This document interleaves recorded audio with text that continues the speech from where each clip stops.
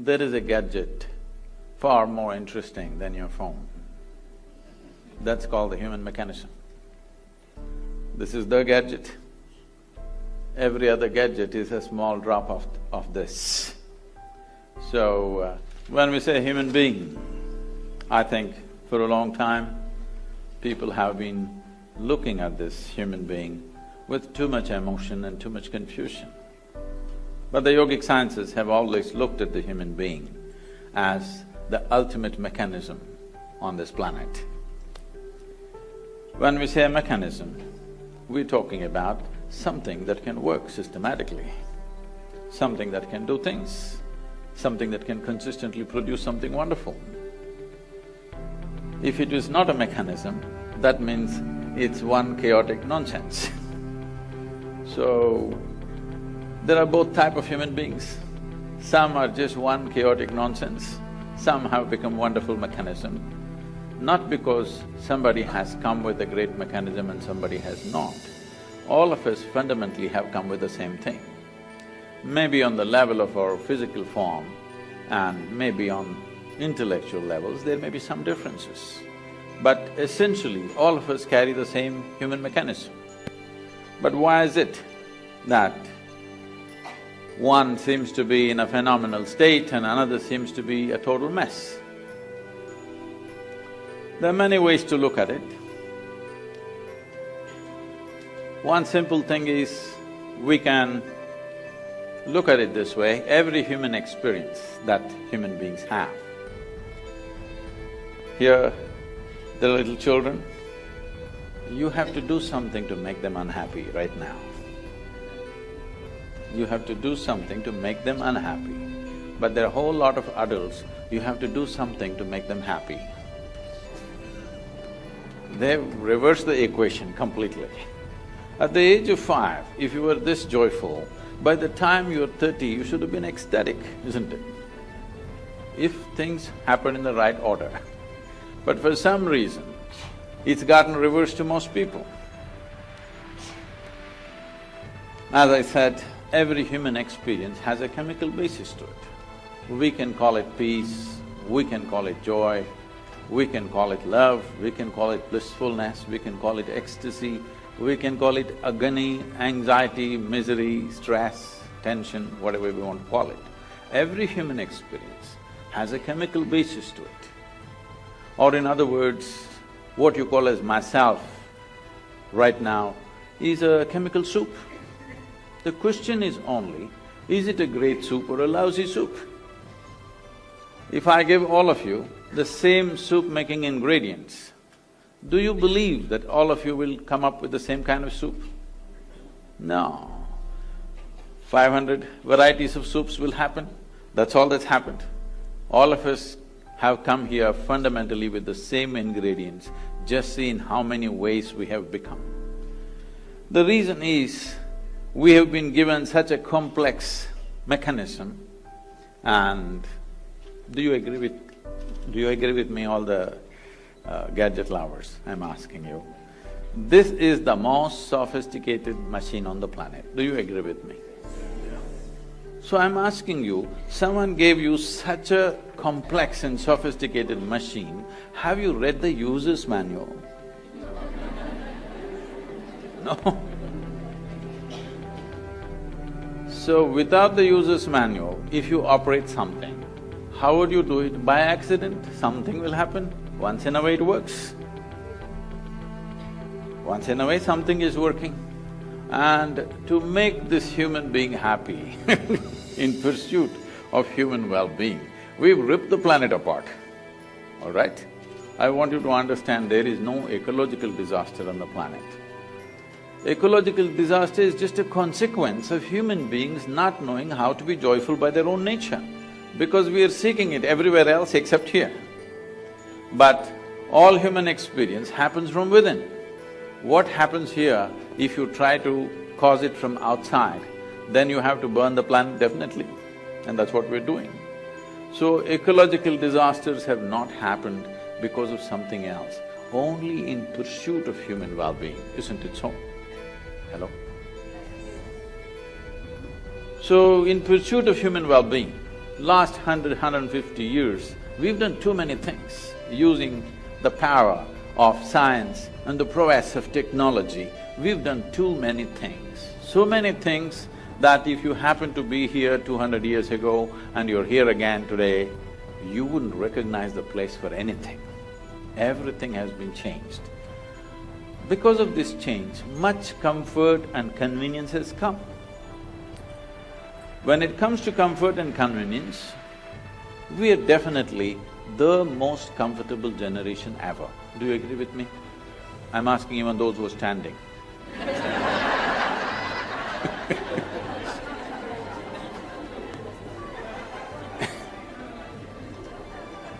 We are definitely the most comfortable generation ever, isn't it? But we cannot claim we are the most joyful, we cannot claim we are the most loving, we cannot even claim we are the most peaceful. To be peaceful and happy, today I'm sure many people are propagating this, and even the so-called spiritual leaders are going about saying, peace is the ultimate goal of life. Such people will only rest in peace. Because, tell me, today, if you want to enjoy your lunch today, if you're not ecstatic, at least you must be peaceful, isn't it? Hello? If you're not in some state of ecstasy, at least you must be peaceful to enjoy the food that you eat, isn't it? So I'm asking you, to be peaceful, to be happy, is it the ultimate goal of your life or is it a fundamental requirement of your life? It is the most fundamental requirement. If you're not even peaceful, I don't know how many have died under your care.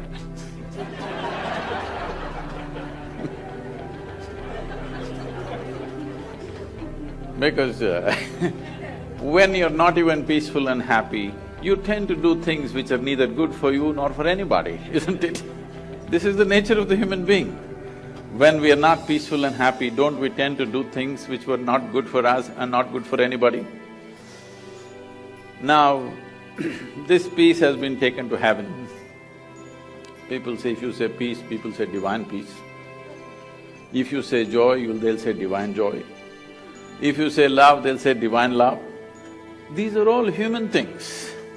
Human beings are capable of being peaceful, joyful, loving, but all these things have been exported to heaven by those who are crippled. Crippled lives have exported these things to heaven. If you say peace, they say it happens only there. If you say joy, it happens only there. If you say love, it happens only there. Even your dog is capable of being loving, isn't it so? You don't have to reach as far as God to know love. A dog will do it, yes? Consistently, yes or no? If you get yourself a dog, 12 years guaranteed love affair or no? Yes? I wouldn't say the same thing about everybody else, but there is no guarantee about others, but a dog is a guaranteed love affair, isn't it? Now, these things have been raised like this. You know, I was to speak at Tel Aviv. I was flying out of Atlanta. I was to land there in the morning and speak at 6:30 in the evening, but then I land up there at 6 o'clock in the evening because of some flight delays. And I'm quickly changing in the airport to rush to the venue because in these 34 years I have not been late to a single appointment in my life, so I don't want to break this. So I'm quickly changing and rushing. And I'm famished because I'm traveling by an American airline, there's nothing edible on the plane, you know? There's nothing edible on the plane. So I'm really famished. And when I go to the venue, to my joy, I find the venue is a very fine restaurant. Life can't get better. When you're so hungry, they've taken you to a restaurant straight. So, people are coming in and greeting me. One man comes up and says, "Shalom." I ask him, "What does it mean?" He says, "This is the highest way of greeting." I said, "Well, that's your opinion, what does it mean?" He said, "No, this is really the highest way of greeting." I said, "All right, but what does the word mean?" He said, "It means peace." I said, why would peace be the highest way of greeting unless you're born in Middle East?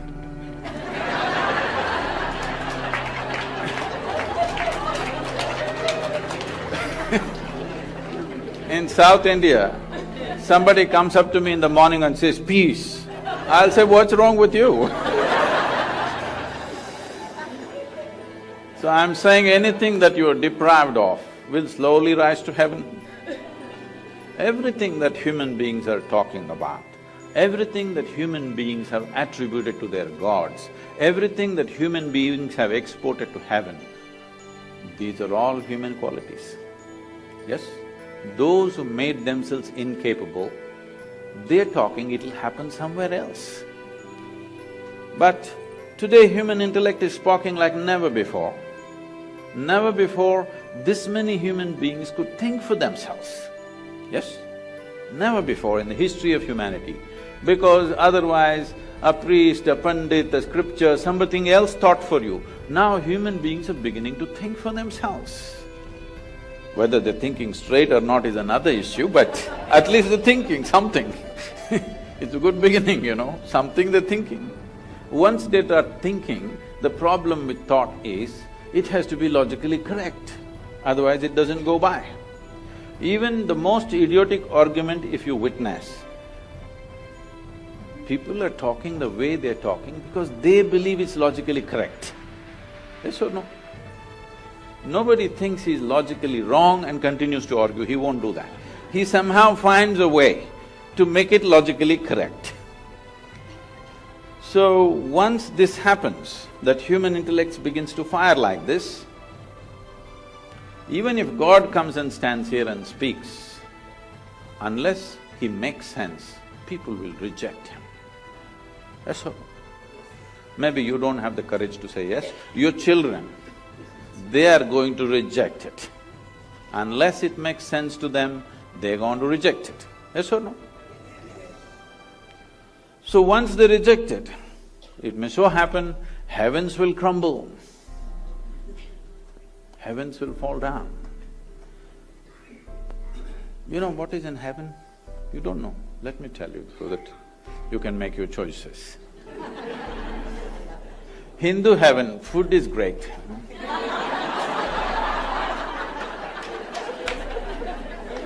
Because Nala himself cooks for you there.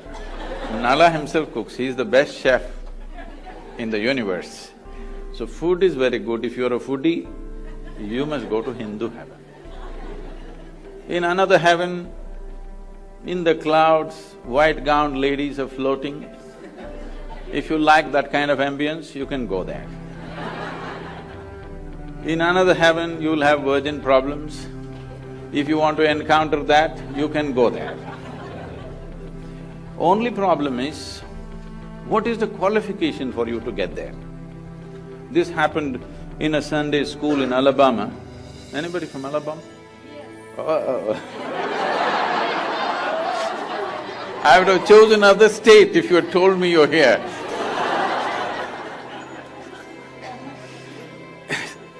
The Sunday school teacher in his enthusiasm asked the tiny tots, what do you have to do to go to heaven? Little Mary stood up and said, if I scrub the church floor every Sunday morning, I will go to heaven. Absolutely. Another little girl stood up and said, if I share 50% of my pocket money with my less privileged friend, I will go to heaven. Absolutely.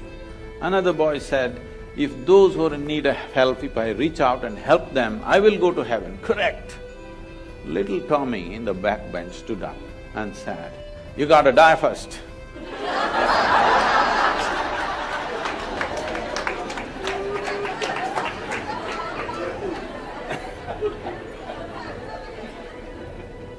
So you got to die first, that is the basic qualification, all right? So when you die, depending on your culture, we'll either bury you or burn you or feed you to the birds. One of the things we will do to you, yes? It is the or in other words, anyway, your body, we put it back into this earth because this body is something that you borrowed from this planet, isn't it so? you're on loan. If you were planning to take it to heaven, you're a willful defaulter, you know. Yes? It's good to pay this back, isn't it? What we have taken, we can use it well. When it's time, we must pay back the loan or no. Put it back into the earth. Whether you like it or not, they will. So once you left your body here, what will you do with good food and virgins and all this stuff? These are all problems that people have when they have a body, isn't it? Once you put the body here, what will you do with all these things? So I'm saying, once intellect fires big time, we have kept it down because if you ask questions, we would have you dead for a long time. Please understand. With this we had kept it down, but we can't keep it down anymore. Now people will ask all kinds of things. When they ask 2-3 questions, heavens will crumble. Heavens may crumble, but human longing to experience something more will not go. The human longing to experience something will always be there. If you take away the hope that somewhere else it's going to happen to you, people will start seeking solutions here. When they start seeking solutions here, if you don't show them a way, if you don't show them a way which is logically correct and scientifically ascertainable way, where you can take charge of your inner experience and cause the kind of experience that you want to be in, if you don't teach them the ways, if you don't give them the technologies for inner well-being, then I would say in another 60 to 80 years' time, 90% of the humanity will seek chemical solutions. They will be either on drink or drug. Tell me, most of you, whatever your age right now, when you were 20 years of age, how many people were drinking and drugging on this planet? Today, how many people are doing? Has it gone up by 1000% at least? 10 times over or more? It has. This is because people are seeking solutions here, because slowly all these people are losing faith that somewhere else it'll be better. They're trying to make it better right here. If you don't show them the right way, they will somehow try to do it. Now, I'm not looking at this as a moral issue. 90% of the people being on drink and drug is not a moral issue for me.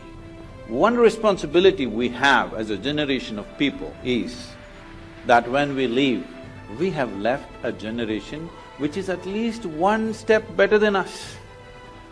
This is a fundamental responsibility we have as a generation. But when we leave, if we are all on 90% of us or on drink and drug, when we will leave a worse generation than us, because we will become incapable of even producing a better generation.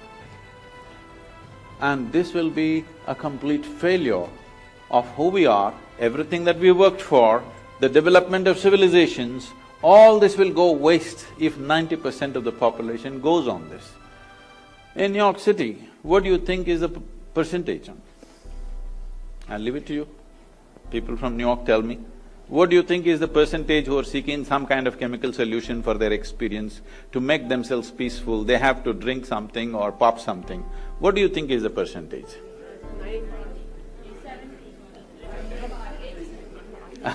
I wouldn't be that cruel, there are lots of yoga freaks. But it's a big percentage, not a percentage to ignore anymore, isn't it? It's like, those of you who come from India anyway, all of you are largely, when you were growing up as children, there were few drunkards in the town. Yes? 1, maybe 2%, they are drunkards, they're not normal people. But they are the normal ones now. There are a few who don't drink, who are freakish. There are 2% freaks who don't drink anymore. So, this is not a moral thing. This is just that you have become incapable of dealing with yourself. That is a fundamental thing. See, what amazes me is people live here 50, 60, 70 years. They are 60, 70 years of age, still they do not know how to deal with their own thought and their own emotion. This you may think is normal, is not normal, I'm telling you. If you do not… See, these are the basic faculties that you have. A human being can think about anything he or she wants, can emote in many strong ways. If these thoughts and emotions don't work for you, they're working against you, that means you have not figured the fundamentals of being human, isn't it? You would have been peaceful if you were born as an earthworm or something. The problem is right now, human beings are not suffering something that they don't have. Their suffering is because of their own intelligence. If I take away half your brain, most of you would be peaceful. Yes.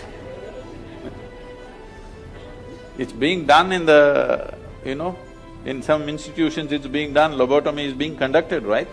When somebody cannot control themselves at all, pull off a part of the brain, they're quite peaceful. I think people are even suggesting it's time we do it when the children are born. If you take off certain things, criminal attitudes will go, this will go, that will go. People are suggesting such things, responsible medical institutions are suggesting such things. If you cripple everybody, there may be no crime in New York City. If you cut off everybody's legs or you take off everybody's head, there'll be no crime at all. But it will also take off the possibility. It may take off some small problem, but it will take off the possibility of being human, isn't it? To be a full-fledged human being is important. If you want to be a full-fledged human being, there are two fundamental things. One thing is, a human being has a vivid sense of memory. Another thing is, a human being also has a vivid sense of imagination.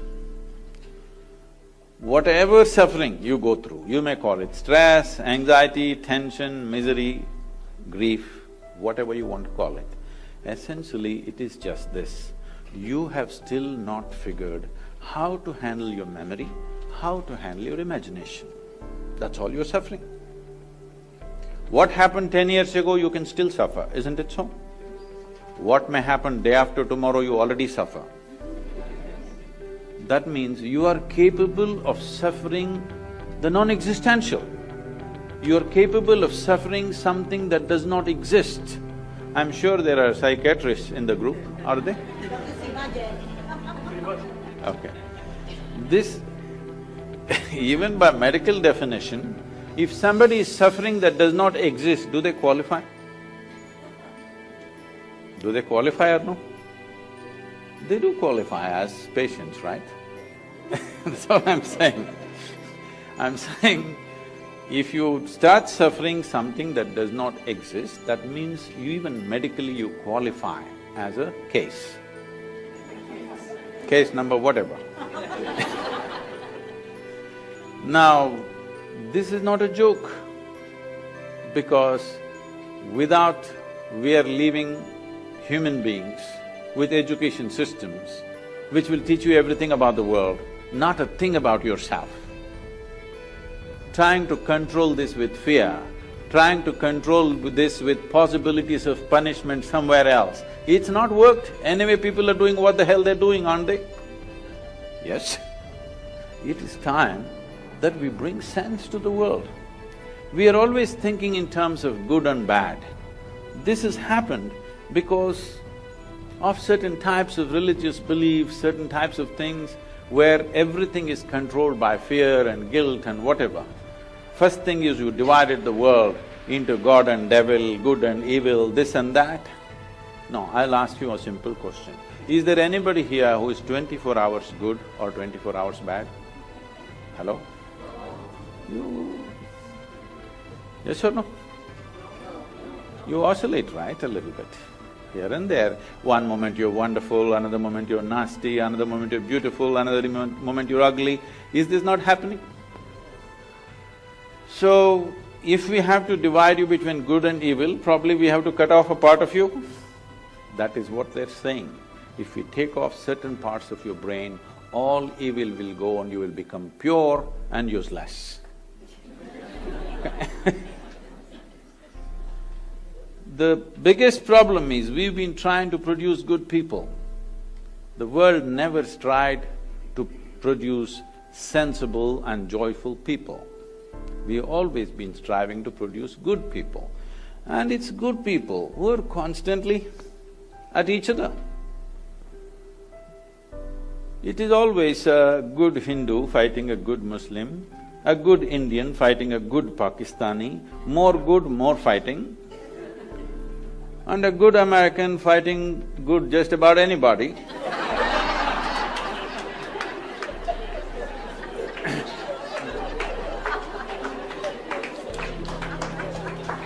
Because the more good you think you are, more confrontational you have become. Please see this. The more good you think you are, you naturally become more confrontational with just about anybody around you. If you think you're very good, how this has come to you in your mind is, you look at these people, she's not okay, she's not okay, she's not okay, he's not okay, he's not okay. Compared to all these people, I'm good, I'm very good means nobody is good. Nobody is okay. Nobody is okay is not a question of goodness, it's a question of madness. The madness has settled in.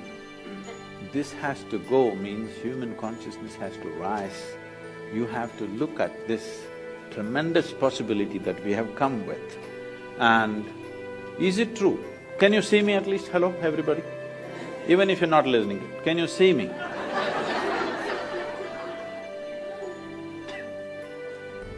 Use one hand, point out where am I, please. Try. No. You know I'm a mystic from South India, you got it all wrong. Now this light is falling upon me, reflecting, going through your lenses, inverted image in the retina, you know the whole story. So where do you see me right now? Within yourself. Where do you hear me right now?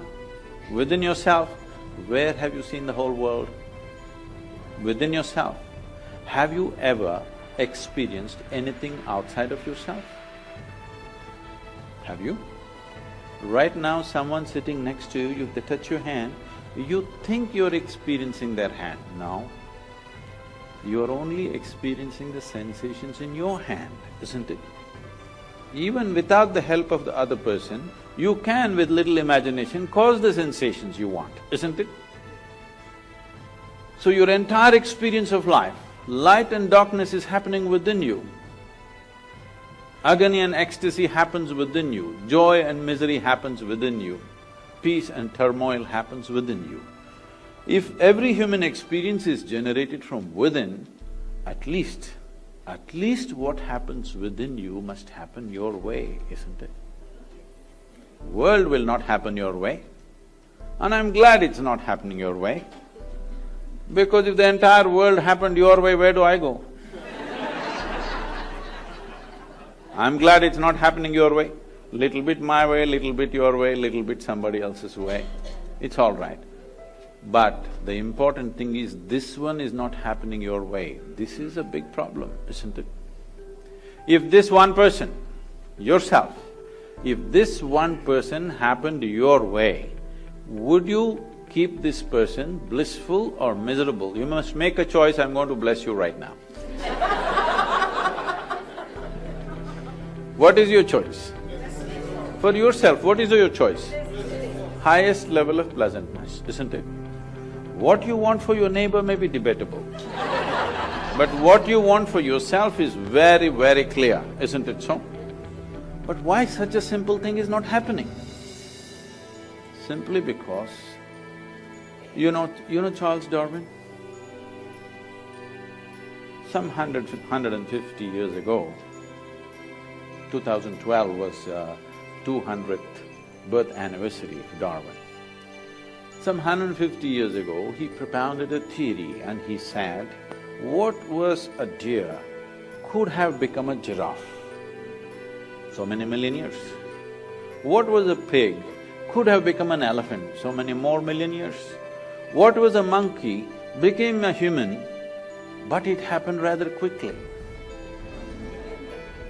Yes, so quickly that anthropologists think there is a missing link.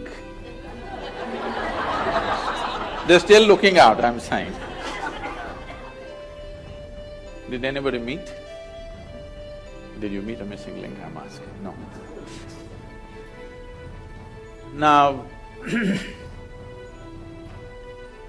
they're saying the DNA difference between you and a chimpanzee is only 1.23%. 1.23% is not much of a difference, isn't it? Not much of a percentage. Not a percentage to boast about, isn't it? The thing is just this, physiologically, you're only 1.23% away from a chimpanzee. But in terms of your intellect and awareness, we're worlds apart from a chimpanzee. So this is the problem. You have an intelligence for which you don't have a stable enough base. Now, this same intelligence, the sharper it is, the more it pokes you. So people are thinking dulling it, either with wine or divine, is the solution. Somehow dull it for some time and you feel peaceful. Dulling it not the solution, sharpening it to a point where it'll work for you is the solution, isn't it?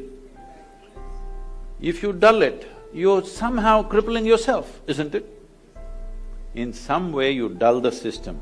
Maybe you think it's temporary, but if you dull the system, in some way you're crippling yourself. If crippling yourself is a solution, death is a better solution, isn't it? Yes or no? If taking a little bit of the brain is a solution, blowing your brains out is definitely a better solution, more efficient. This happened.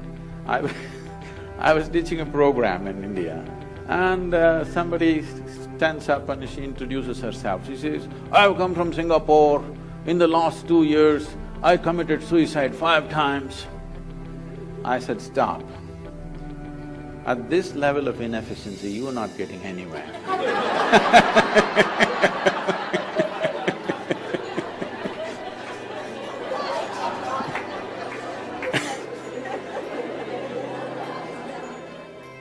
If you in some way think by dulling the system you will be better off, which the world is practicing large scale. Now you're saying in New York City it's 90%, I don't think so. But it's getting there, rapidly getting there in that direction. Drink will lose its draw after some time. More efficient things will come. Slowly, all things will get legalized when they can't control it anymore, please know this. Everything will get legalized, the moment they can't control it, they'll feel it's better to tax it and run the nation rather than investing too much on policing these things. So when these things happen, it is a question of crippling the human being in some way. Yes, it gives pleasure. If you take off the brain, maybe you can just float around in total, utter peace. But all possibilities are also gone, isn't it? So this is happening to us because we have not understood the fundamentals of how to exercise our own intelligence. We have learned how to make a living, we have learned how to do things, we have learned how to go to the moon or even beyond. But we have still not figured how to manage our own system, isn't it? Even if you have a spacecraft, this is more complex than that. Yes or no? This is far more complex than that. And this does not mean, when I say this, I'm not just… all of you doctors, maybe you're thinking of exploring me pathologically. We're not talking about just lungs, liver, kidney, heart, spleen, whatever. All this came from within. See, you eat a piece of bread in the morning, in over 2 hours, this bread becomes human body. You know as doctors how complex each part of the body is, that you know it is so complex, that is why today if we have to go to a medical checkup, we have to go to 50 different doctors, because for 50 different parts of the body. Slowly as you look at it closer and closer, you're realizing it's too complex for one person to grasp the entire thing, isn't it? Yes or no? Just 32 teeth, people are taking 9 years to understand what's happening in the mouth and they still don't know. Yes or no? Yes? Just to teeth, only 32. 9 years of study, and still we don't know all of it. We know pretty well, but not all of it, isn't it? So you are realizing it's so complex, but this complex mechanism, with what are you manufacturing? You eat a piece of bread, you eat a banana, you eat an apple, you eat whatever you want. Within few hours, it becomes this. So there is an intelligence here. There is an intelligence here which can make a banana into a human being, yes or no? Suppose I took a banana in my hand and transformed this into a human being, who do you think I am? Who is this, huh? Where did you see a magician who made a banana into a human being?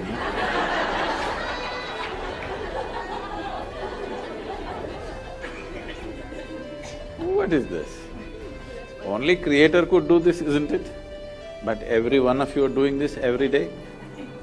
Only thing is, you're doing it unconsciously. If only a drop of this intelligence entered your life in a conscious form, you would live magically, not miserably. Life wouldn't be a struggle, it would be an ecstatic breeze. This happened in 1924.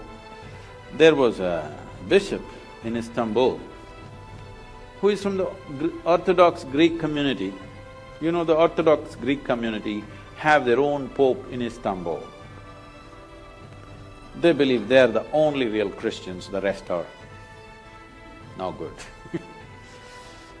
So they have their own pope and they have their own stuff going. Being on the Silk Route,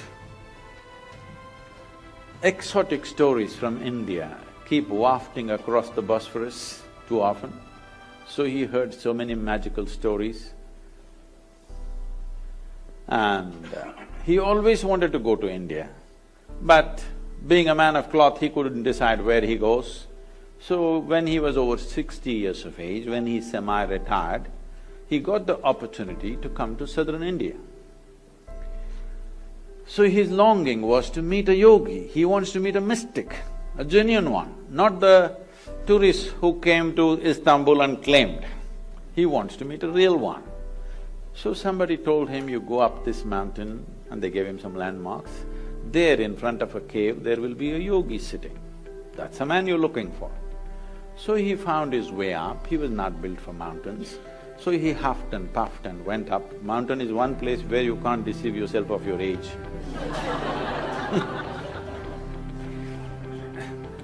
So went there, then he saw this yogi was sitting here, eyes closed, blissed out. So he went and they had told him, if you see an Indian yogi, you must prostrate. So he went down, he was not built for that either. With great difficulty he went down and huffing and puffing, he sat up again. Hearing all this commotion, the yogi opened his eyes and smiled. Immediately the bishop asked, "Can I ask you a question?" The yogi laughed and said, "By all means, why not?" So the bishop asked, "What is life?" This is after 60, you know. You should have asked this question when you were 8. If you missed it out at least by 16, what? What is life? You must ask now, isn't it? But what to do? Better late than never. So he asked, what is life? When he asked this question, the yogi went into raptures. And then he said, life is like the fragrance of jasmine upon the gentle spring breeze. Fragrance of jasmine upon gentle spring breeze? No, our teacher told us, life is like a thorn. Once it gets into you, if you stand it hurts, if you sit it hurts, if you lie down it hurts. You're saying it is like fragrance of a jasmine upon gentle spring breeze? What is this, he asked. The yogi laughed and said, well, that's his life.